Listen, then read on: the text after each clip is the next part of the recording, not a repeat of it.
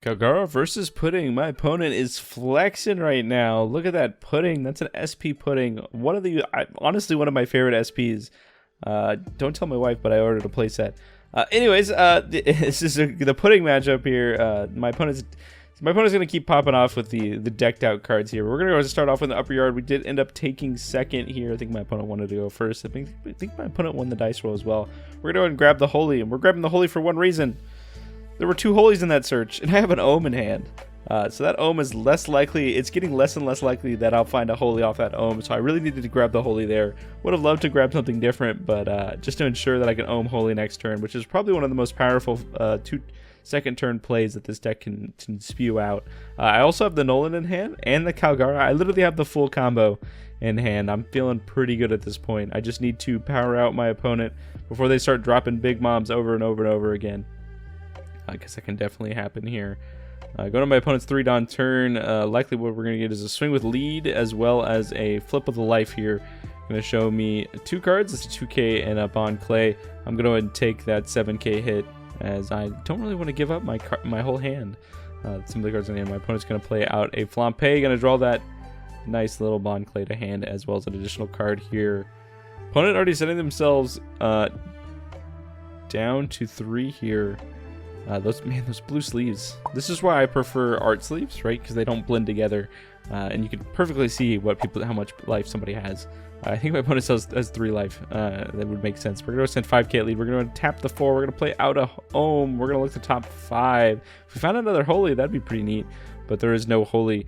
I expected as much again because I bottom decked 2 holies off the first, or would have bottom decked 2 holies off the first search. We're gonna grab that holy that I grabbed just in case the turn before. Perfectly sequencing, perfectly thinking, right? Math, logic, all the things. They connect and combine together into the perfect choice.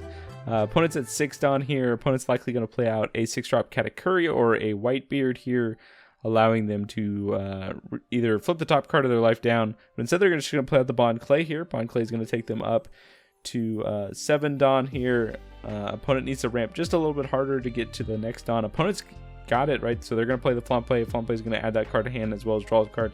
Then my opponent's going to swing likely 7 here. Going to swing 6 at lead here, where he's going to reveal top 2. It's going to be an ace and a...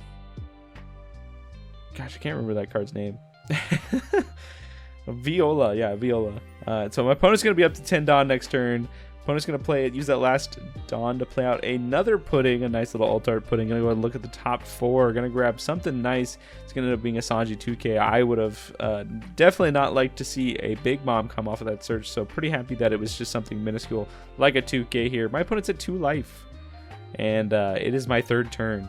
I am, those Flampes, yes, that's one way for my opponent to do some work, but being a resident Pudding player, definitely don't like going that low. We're going to go and send 5K at lead here. Just keep pressuring opponent's hand. Opponent's going to give me a 2K. Interesting. All right, we're going to go swing another 5K at lead. Opponent's going to give me another 2K here. He showed me 2 2Ks, which means he likely doesn't have a lot of 1Ks to work with here. We're now going to push a 6K, attaching one to lead. Drawing another Nolan. So we have the second Nolan here. My opponent's just going to take it. And then we're going to play out the Nolan here. Nolan is going to see the Kalgara play. He's going to see my leader. And it's going to gain me a life here. Going to take me back up to 4.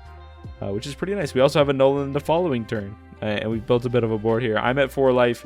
Got 2 characters on board. My opponent's likely going to play something big down here, and honestly, we're feeling pretty good. Feeling pretty good at this point. We know that my opponent does not have counter in the last life, and my opponent played in a way which makes me think that maybe they don't have counter. They took the 6K hit so naturally that it really makes me wonder what is going on in their hand. And I know Puddings can also brick pretty hard. So at this point, that's kind of what I'm hoping for. Opponent's gonna go and swing 5K into my ohm here.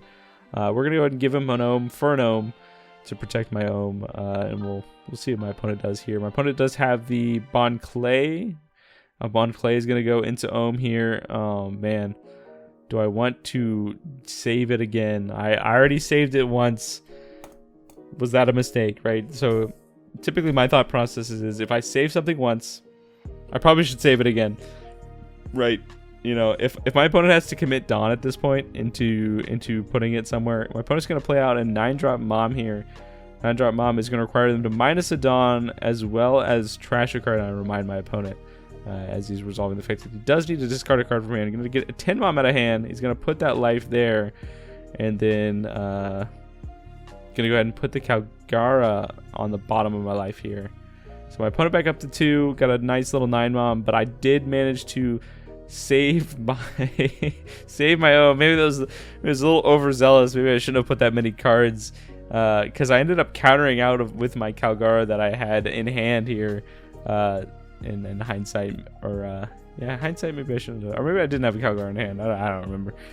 We did manage to pick up another Ohm. Ohm's likelihood of finding a Holy, I would say like a 30% chance that I'll find a Holy off the top 5, just based on earlier math here. We could also, yeah, I think it's just probably gonna just be an Ohm play here. Opponent is at a very spooky life total. We're gonna go ahead and send 6 at lead here. Opponent's gonna go ahead and 2k out of it again, showing me another 2k. But this time we're gonna go 7 at lead.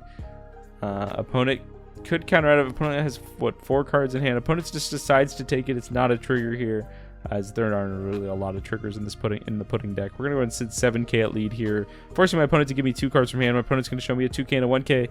And then now, I think what we're going to do is just swing 5k into the Bond Claim, or use that other 4 to play an Ohm here. Ohm's chance of finding a Holy, what shall it be? It's like playing a game show.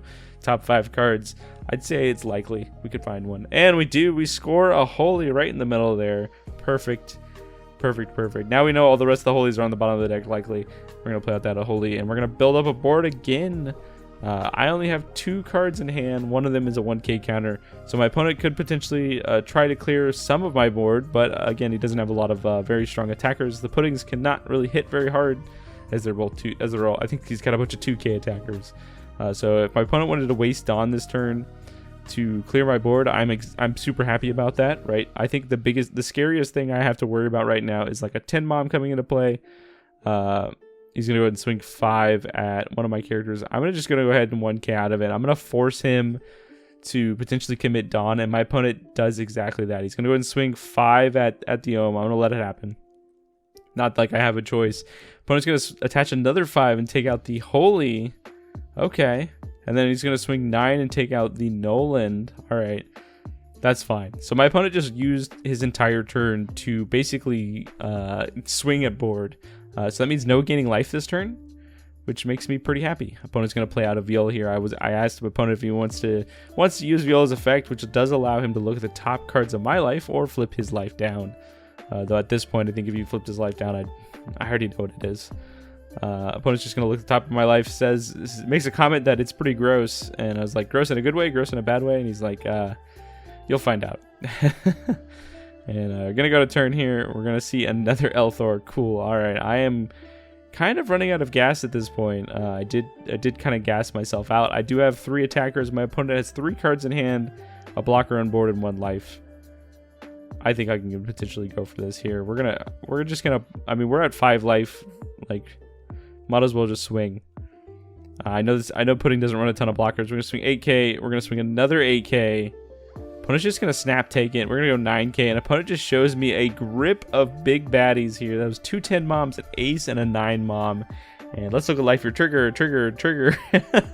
Draw 2 trash, or trigger, sure, into play. Trigger, draw 2 trash 1. Trigger, draw 2 trash 1. Trigger, another card into play. Yeah, he wasn't lying when he said my life was a little nutty. But if you enjoyed this type of content, feel free to leave a like and subscribe. Let me know that you enjoy this type of gameplay. We've got a poll going live every week. If you're a subscriber, you can vote in the poll to decide what decks I play for content in one of my locals every week. But yeah, thanks for watching, everybody, and have a good one.